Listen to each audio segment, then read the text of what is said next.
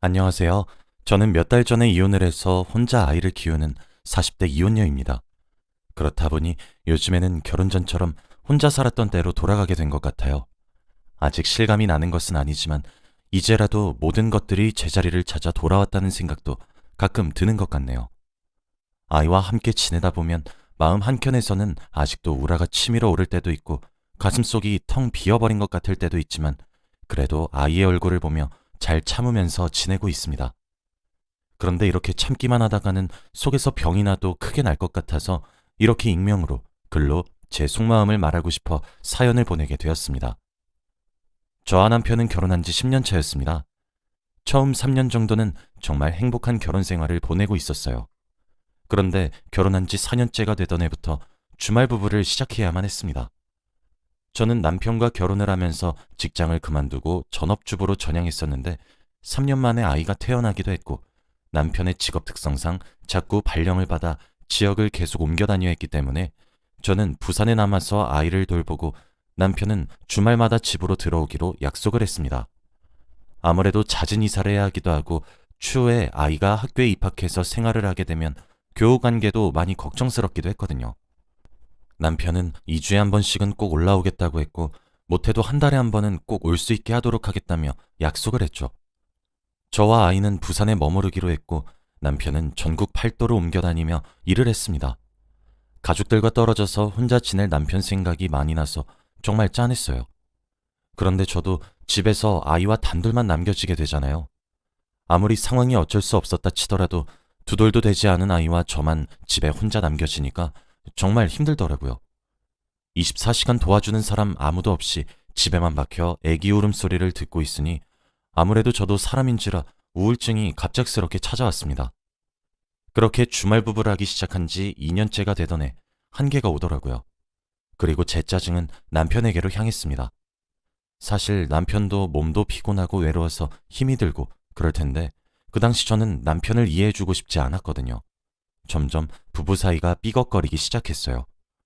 근데 문득 이러면 안 되겠다는 생각이 들기 시작했습니다. 내가 왜 이렇게 우울한가 싶었죠.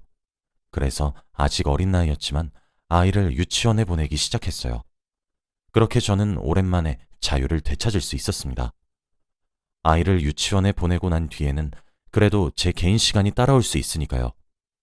그렇게 지내고 있으니 문득 일을 다시 시작하고 싶더라고요.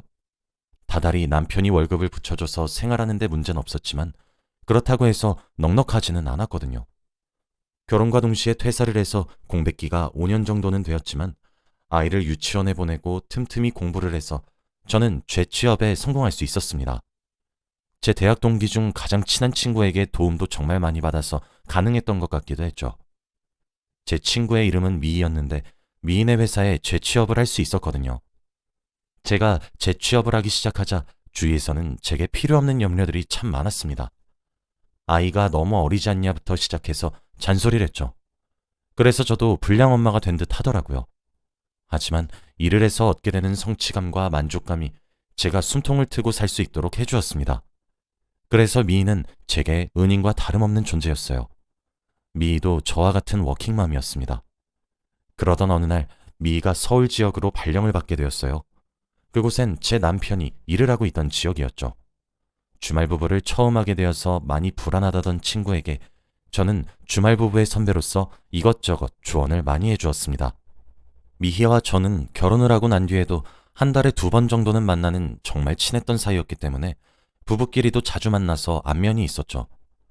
타지로 가는 것에 대해 많은 걱정을 하길래 저는 제 남편에게도 말을 해놓겠다고 말을 하며 미희를 달랬고 시간이 흘러 미희는 부산을 떠서 서울로 가게 되었어요. 친구 따라 강남을 간다고 하더니 저와 미희 둘 다 주말 부부가 되어버린 것이죠.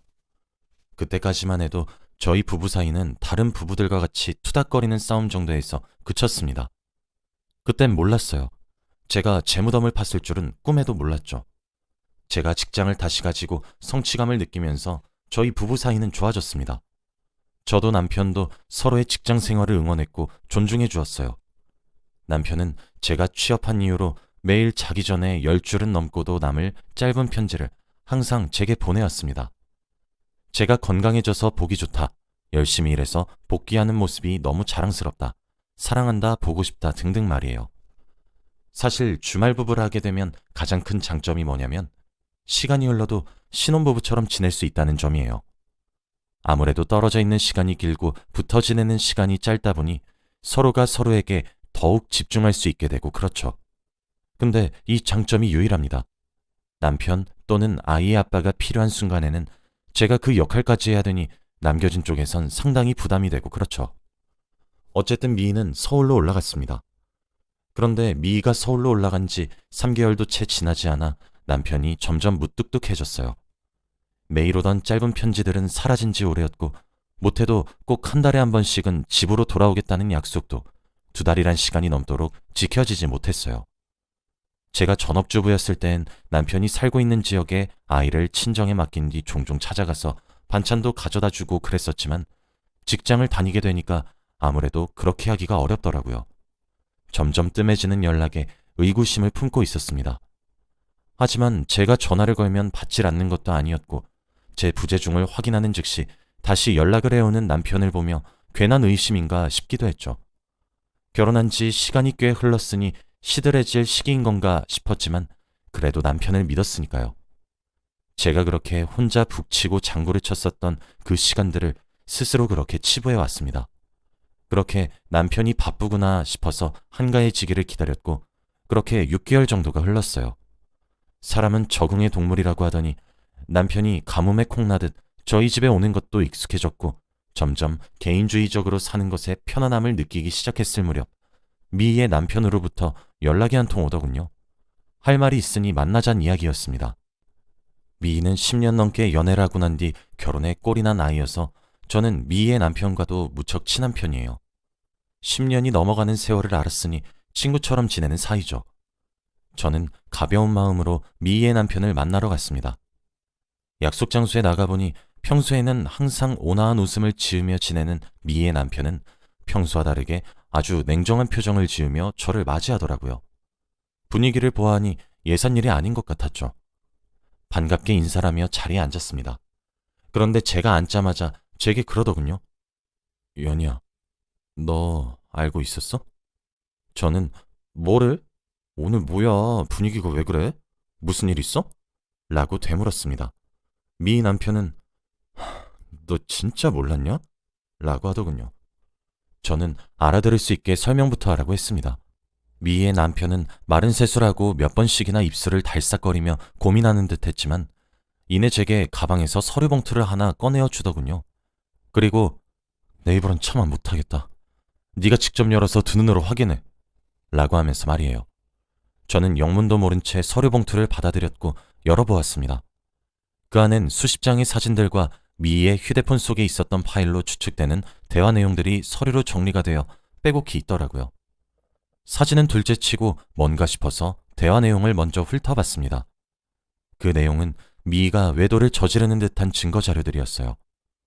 종이 서류를 몇 장 넘기지도 않았는데 입이 정말 떡 벌어질 정도의 양이 정리되어 있더라고요. 저는 정말 깜짝 놀랐습니다. 뭐야 이거? 미희 지금 혹시 바람 피고 있는 거야?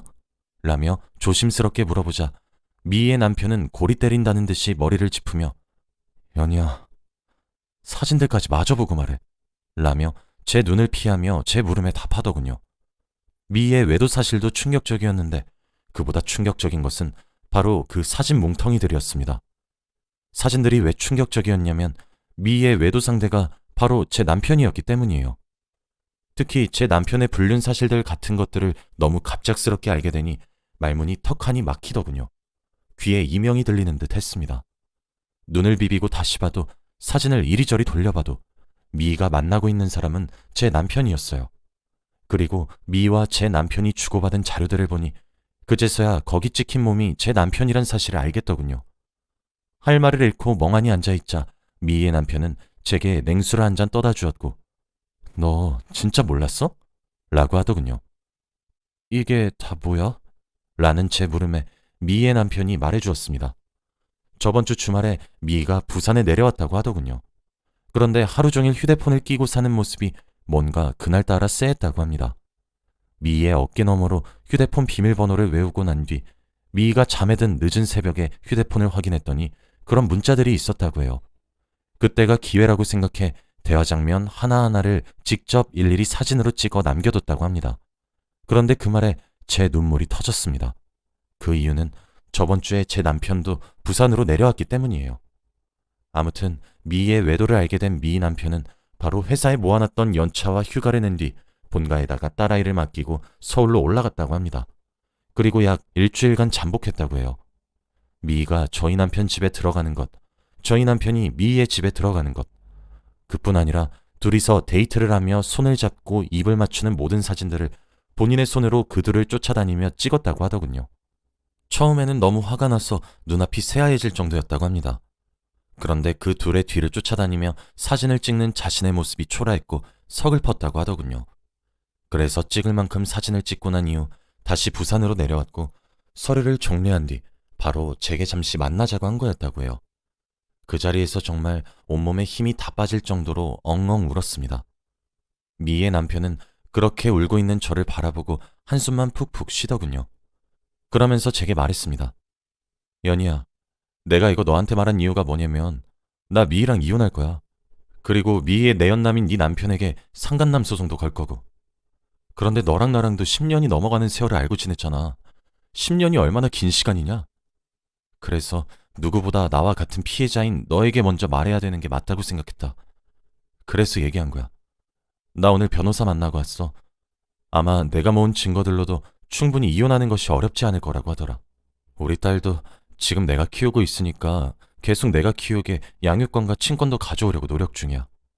소송에 들어가기 시작하면 네 귀에도 분명 이 얘기가 들어갈 텐데 미리 아는 게 맞다고 생각해서 얘기했어. 정말 미안하다. 너도 이혼 생각 있으면 나한테 말해. 내가 모은 증거들 너한테 다 줄게. 미안하다. 라고 말이에요. 그리고 자리를 먼저 떠나더군요. 제게 은인 같았던 친구는 주말 부부라 하기 시작할 때 남편이 외도라면 어떻게 하냐며 걱정했었는데 본인이 외도라고 있는 것도 어이가 없는 와중에 그 외도 상대가 친구의 남편이란 사실이 여러분들은 믿겨지시나요? 슬픔과 분노, 그리고 배신감 등등 정말 부정적인 감정들이 소용돌이를 치듯 저를 감쌌습니다. 저는 집으로 돌아갔고 한참을 고민했어요. 그리고 바로 다음 날 연차를 내고 남편이 살고 있는 곳으로 찾아갔습니다. 남편과 미희는 일을 하러 간 시간이었죠. 솔직히 사진과 대화 내용으로 확신했지만 그래도 제 마음속 한구석에는 제발 아니길 바라는 마음이 컸었던 것 같아요. 남편이 혼자 살고 있다는 오피스텔에 들어갔습니다. 사실 제가 신생아였던 아이의 육아를 도맡아서 했기 때문에 주말 부부라고 하지만 제가 남편을 만나러 간 횟수는 사실 거의 없다고 봐도 무방해요. 아무래도 아이가 없으면 모르겠지만 어린아이를 데리고 먼 길을 가는 것은 생각보다 힘겨운 일이거든요. 그래서 그랬던 걸까요? 저번에 알려준 비밀번호를 누르니 현관문이 바로 열리더군요. 그렇게 들어갔습니다. 남편이 혼자 살고 있음이 분명한 오피스텔엔 모든 것이 커플 세트로 있었어요. 거실화도 핑크색과 블루로 한 켤레씩 있었고 침대에 가보니 커플 체크무늬 잠옷이 널브러져 있더군요. 어이가 없어서. 주방엔 커플로 맞춘 컵들과 접시들이 질비했고 화장실엔 한 곳에 꽂혀있는 같은 무늬의 칫솔 2개. 직접 두 눈으로 확인하니 눈물이 먼저 흘러나왔습니다. 하다못해 소파 위에 놓여진 쿠션까지 하트 모양인데 맥이 탁 풀렸어요. 한참을 멍하니 서 있다 사진을 찍었고 그곳에서 남편이 퇴근하고 돌아올 때까지 기다렸습니다. 한참의 시간이 흐르고 나니 비밀번호를 누르는 소리와 함께 남편이 들어오더군요. 익숙한 웃음소리와 낯익은 듯한 여자 목소리와 함께 말이에요. 미와 남편이 함께 팔짱을 끼며 들어오고 있었습니다. 둘 다 퇴근하고 오는 길에 오늘 저녁에 해먹을 반찬거리도 장을 봐왔나 보더군요. 저를 보자마자 귀신을 본 듯한 반응을 내비치며 사색이 되는 남편을 보고 있으니 기가 막히더군요. 뒤를 따라 들어오며 영문도 모르는 미의 얼굴을 보고 있으니까 화가 치밀어 올랐고 그대로 달려가 머리채를 잡고 흔들기 시작했습니다. 미희는 그제야 상황이 파악된 건지 비명을 질렀어요. 그 개판인 꼴을 보고 있던 남편은 모든 게 자신의 죄라며 미희 머리채를 잡고 있던 제 손을 어거지로 떼어놓고 자신의 등 뒤로 미희를 숨기더군요. 누가 보면 제가 상간녀인 줄 알겠습니다. 그 모습에 마지막 희망이 산산조각으로 부서졌어요. 그대로 오피스텔을 빠져나와 기차역으로 가기 위해 택시를 잡으려고 했습니다. 남편은 그런 저를 뒤늦게 쫓아나와 붙잡더군요. 연희야, 미안해. 내가 잠시 정신이 나갔었나 봐. 정말 실수했어. 아니, 그게 정리할게. 조금만 기다려줘. 라며 자신이 무슨 말을 어떻게 짓거리는지도 모르는 눈치인 남편을 물끄러미 보다가 말했어요. 내가 당신 불륜 사실을 누구한테 들었는 줄 알아? 미 남편이 말해줬어. 나한테 그러더라. 자기 이혼 소송 중이고 당신한테 상간남 소송 걸 거니까 나보고도 이혼 생각 있으면 자신한테 연락해달래. 자기가 모은 증거 자료 친히 무료 나눔해주겠다고 하면서. 그리고 난 오늘 미 남편에게 전화 걸어서 증거 자료들을 나눠달라고 부탁할 예정이야. 법정에서 봐, 이 나쁜 놈아. 라고 소리를 지르고 남편의 얼굴에 침을 퇴뱉고 자리를 떴습니다. 택시를 잡고 서울역을 향해 가는 도중 제게 끊임없이 전화를 걸길래 다 무시했어요. 그랬더니 문자가 오더군요. 촉새 같은 남편은 곳에 미희에게 다 털어놓은 건지 미희도 제게 실수였다며 이혼 소송이 무슨 말이냐며 말 같지도 않은 소리를 적은 문자를 보내왔습니다. 그렇게 또 예상치 못한 증거들을 확보하게 되었어요. 부산에 도착한 후 미희 남편에게 그 두 명이 제 남편이 살고 있었던 오피스텔에 살림을 차렸던 사진들도 보내주었고 저희들은 그렇게 이혼을 함께 준비했습니다. 이미 미희의 남편이 상담을 받고 있던 변호사님께 제 처지의 상황도 함께 맡겼어요.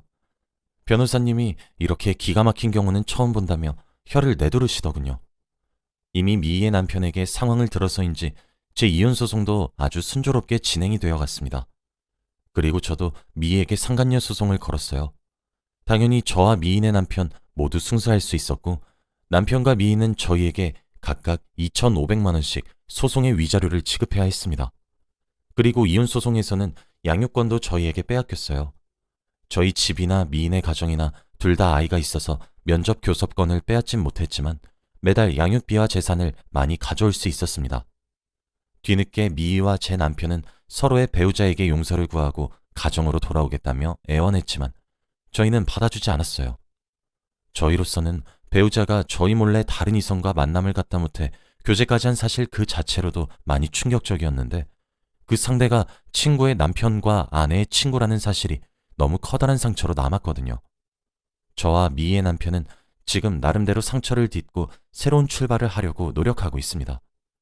참 뭐 같은 상황에 엮여서 더 이상 미희의 남편과는 이전처럼 친했던 사이로는 돌아가지 못할 것 같지만요.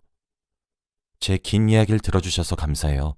모두들 저희의 새로운 출발을 진심으로 응원해 주시길 바랍니다. 날씨 변덕이 심한 요즘 다들 건강에 유의하시길 바랄게요. 감사합니다.